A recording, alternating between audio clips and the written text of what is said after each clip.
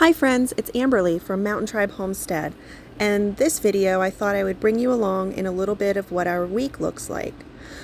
I originally had recorded this video at the end of January for the last week in January, but I got really sick and was unable to use my voice, and so this video is a little bit delayed in posting. So during this week, I went and I took my mom's dog to the vet for her. This is Bear Bear. Isn't he cute? He's a sweetie.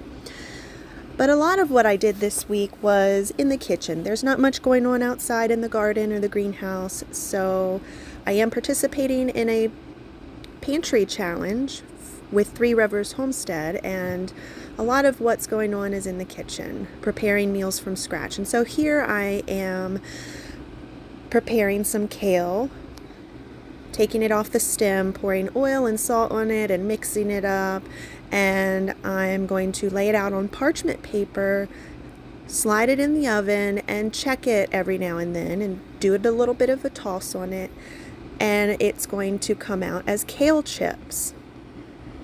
This is such a simple, easy, healthy snack. My family loves it, and usually when we make it, most of the time, it doesn't last very long.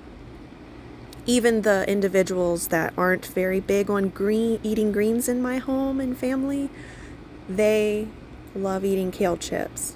It's a tasty treat. So here it is, what it looks like when it's done. It's extra crispy and crunchy and salty, and it's just a nice treat. So I took the remainder of what was left from the kale stems and the leaves that weren't up to par to be used for kale chips, and I took them out to the chicken coop and gave the chickens a little treat. We have two different sets of chickens. We have to keep the smaller ones separated from the bigger ones because the bigger ones like to beat up on the smaller ones. So here I am, I gave the bigger ones some kale, and I'm giving the little ones some kale.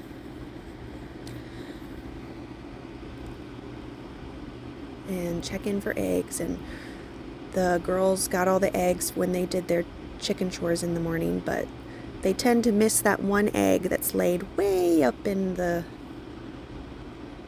hen house. Just saying hi to the chickens for a few minutes. They're so cute. So back in the house, I'm going to be working on making a cheesy potato casserole type thing. This is actually a meal that I make for my grandfather, and so this is everything that he bought, and I'm just putting it together for him, and I'm going to take it over to his house when it's finished.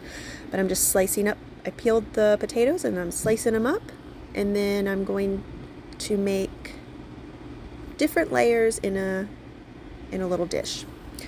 When I make this for my family, I put it in a bigger dish and I add some more ingredients. But I layered it up with the potatoes and poured this gravy over top of it. He kind of likes things plain, so the gravy is just butter with flour to thicken it up and some milk and then a little bit of pepper. And in the dish, I'm just layering potatoes, cheese, gravy, pepper, potatoes, cheese, gravy, pepper. Not necessarily in that specific order, and he likes to use two different kinds of cheeses. He likes to have Parmesan and mozzarella, so this is his little potato casserole that he likes to eat. And here it is when it's finished. So this is one thing I worked on in the kitchen this particular week. And it was Monday, so that means it was time to make bread. Mondays are typically my bread making days and dough making days for the week. When I do my meal planning, I plan out what bread and dough I need to make, and I try to make those on Monday. If I can't, if I have time, I make it on Sunday, but if not, it's usually Tuesday if I can't do it Monday. So this is a bread recipe that is a no-knead recipe. So it's not necessary to knead it out in any way, and it's kind of a sticky dough, and the point of it is just to save a little bit of time When I make bread for my family, I like to alternate between different recipes. It's not always the same recipe, so they appreciate that. And this is going to be my refrigerator dough that I use. If you follow me on Instagram, you know that I make refrigerator dough once a week, and I use that refrigerator dough for all sorts of things. I use it for jam rolls. We make jam rolls at least once a week for breakfast. I use it for pizza dough, rolls. I can't remember the other stuff. I know I use it for a handful of things, but depending on what my meal plans are for the week, I base my decision to whether to double the recipe or not off of what I'm doing for the week. And so here I'm not doubling it. I think I got this recipe from Homesteading Family. I will try to link it in the description below. But this recipe is a pretty sticky recipe as well, but I make it in this container and I leave it in the container. I let it rise in the container. I leave it in the container, and then once it's risen, I punch it down and then I store it in the fridge. And then as I need to make things from it, like jam rolls or whatever, I just pull off a hunk of that dough and I can make what I want with it. It's really convenient. It's such a time saver. I love being able to use this. So there's the dough ready to rise, and there's the bread. And that's about as high as it rises. It's because of that stickiness. It doesn't get much higher. And so it's ready to go in the oven. I pop those in, and they're not going to rise much more than that in the oven because of the type of recipe it is. So they're going in the oven, and the refrigerator dough has risen.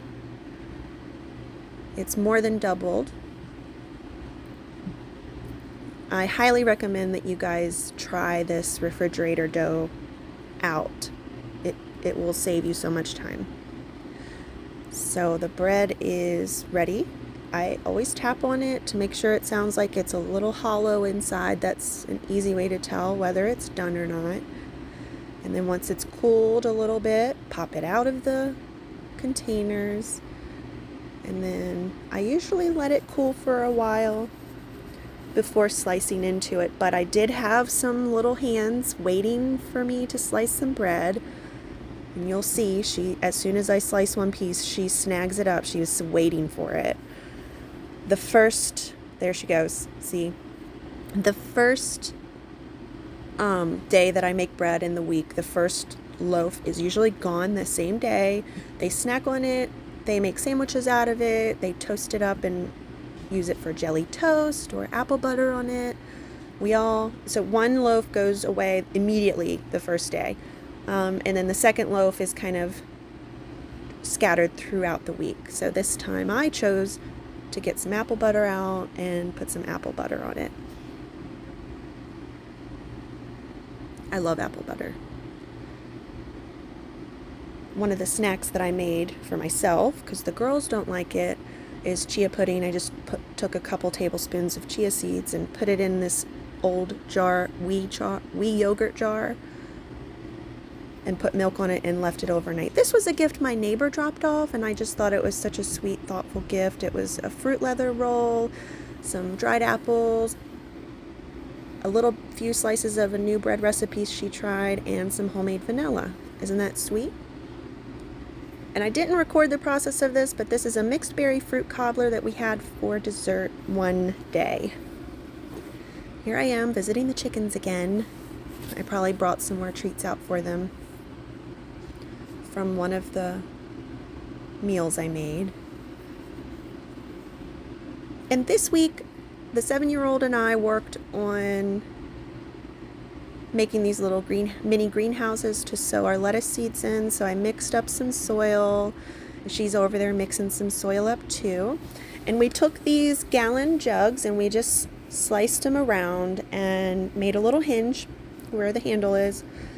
And so you can see me doing that. And I'm poking holes in the bottom. And she is filling the dirt into the jugs. So that was her job. Whenever I'm in the garden or doing anything in the greenhouse, anything outside, this little girl comes out and is my biggest helper. She loves helping me out. And when the older girls were younger, they loved helping out too, out in the garden.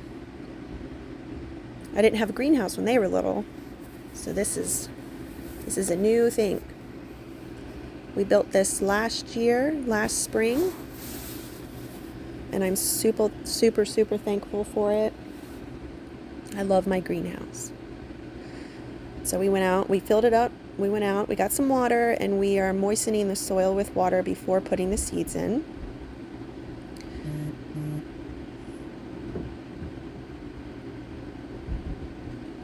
And I'm sprinkling a little bit of seeds in there. I'm showing her how to do it. And then here shortly, she's going to take over and sprinkle all the seeds. Now, if you do this, make sure you do label your jugs because you will forget what they are. And when you use them, you just make sure the top lid is off. You don't need to keep that, just throw it away. And we didn't get to finish this project. We had some other things we had to take care of. We were on a time schedule. But basically, after you get the seeds planted in there, you take the top and you close it up, and you take duct tape and wrap it around the seam where you cut it, and you just leave it, and you can leave it outside, you can leave it in the snow. Now, only the coolest, hardy, cool weather crops will grow in these. Like if you planted tomato seeds, it's gonna be too cold for them still. So we just planted some different lettuce and greens, and then we just left it there. And we came back later on to finish that project. So for dinner, we were making, there's Luca sniffing the counter. For dinner, we were making, it was taco night, and I'm chopping up some tomatoes, and I'm not sure if I had very many tortillas left, so I used chips instead of tortillas. And while that meat is cooking, and everything's thickening up for the taco meat, I'm going to work on something else. So this is the refrigerator dough that I made earlier in the video. And I'm just pulling out what I need. And I'm going to roll it in flour. See how sticky it is? It gets real sticky. But if you just cover it in flour on your surface, and then it just takes that stickiness away. And so I'm rolling it out. And I'm going to work on making jam rolls for the next morning. A lot of times what I do when I make dinner, if I can, I go ahead and prep what I can for breakfast the next morning, because I love waking up and just popping it in the oven. It takes me a little while to wake up, so I like to just grab my coffee while I pop that in the oven, and then I go sit on the couch in the living room with my dog. Well, now 2 dogs, because we just got a puppy.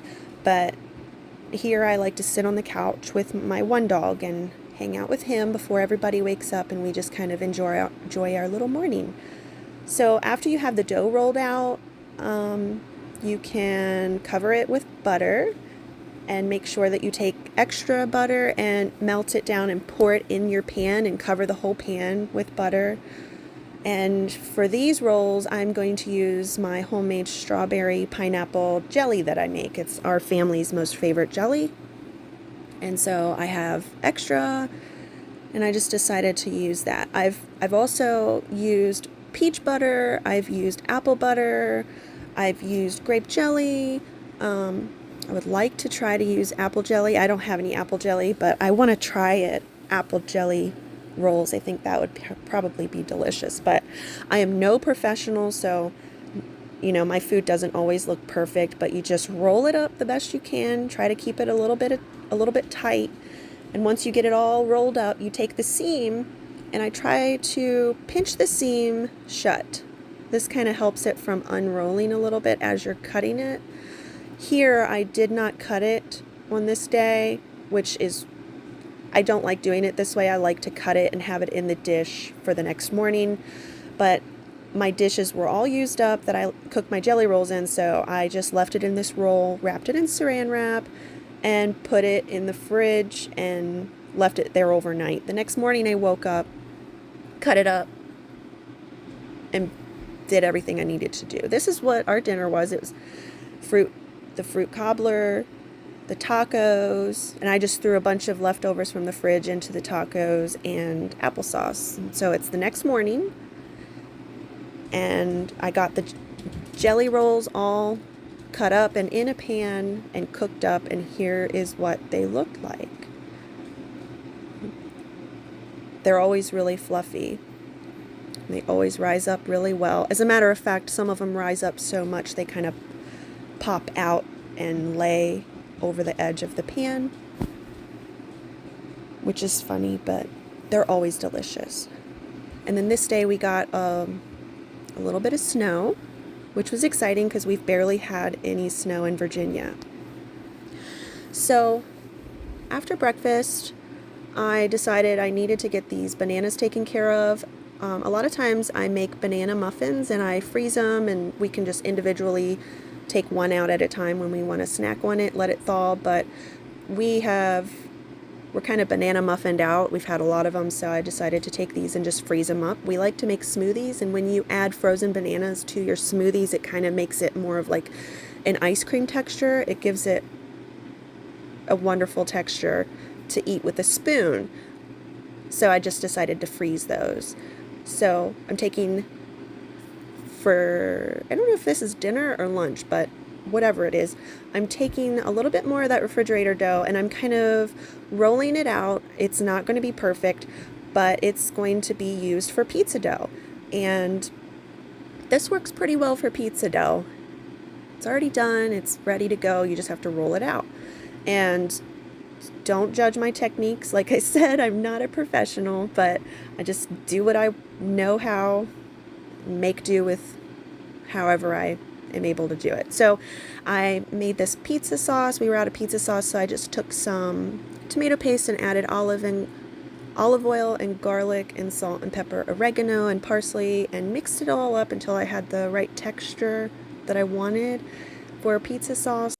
Now, the youngest does not like pizza sauce, so she will not get pizza sauce on her pizza. She will just have cheese, and that's the way she likes it. She's never liked pizza sauce. Anything tomato-based she doesn't like. Spaghetti sauce is another thing she doesn't like, so she just has buttered noodles when we have spaghetti sauce. But this one I'm putting pepperoni on, and I'm going to sprinkle extra mozzarella cheese on it. So the bacon that I made for the other pizza, I actually made extra bacon for more than just to put on pizza because I was going to use it for the breakfast for the next day. So you can actually, here's the bacon. I made enough for this pizza, enough for the following breakfast. I'm making a bacon, egg, and cheese casserole. So I'm just sprinkling the bacon onto the pizza. And so we ended up with 3 pizzas. A mini pizza with just cheese for the youngest, one pizza with half cheese, half pepperoni for the teenagers, and a larger pizza with pepperoni and bacon on it. And here's what they look like when they came out. Now that refrigerator dough isn't specifically pizza dough, so it does have a different texture, but it's fluffy. You can thin it out and roll it out thinner, so it's like a thin crust pizza, but I roll it out just a little bit thicker so it has a little texture to it. And here I am prepping the breakfast for tomorrow, for the following day. Making a bacon, egg, and cheese casserole. So I just put a bunch of eggs in there with some milk and cheese and mixed it up really good. And there, I think I'm checking on the pizzas. I'm doing this while I was cooking the pizza. And so I poured it into the pans and I noticed that it wasn't enough, so I went ahead and made a little bit more to add into that second dish, so it won't be so thin. And I ended up having someone come over, getting interested in what I'm doing, and she sees me mixing things up and she likes to help mix it up. So she came up and helped me mix up that second round of the little extra eggs. And I sprinkled more cheese on top of the dishes once I poured all the eggs in there. I guess I didn't record myself putting the bacon in there, but there is bacon in there. I crumbled it up with my hands and poured it in there. And there it is, ready to go in the fridge to wait until the morning. And the next morning it looks like this. That's how it turned out. It makes my morning so much easier. Now I know this video doesn't have a ton of information in it, but this was a much less busier week for us than normal, and I thought that this would give you a little bit of insight into what goes on in our kitchen during this pantry challenge, and hopefully give you some ideas on how to prep your food for time-saving techniques. Thanks for watching, and I'll see you again soon, friends. Bye!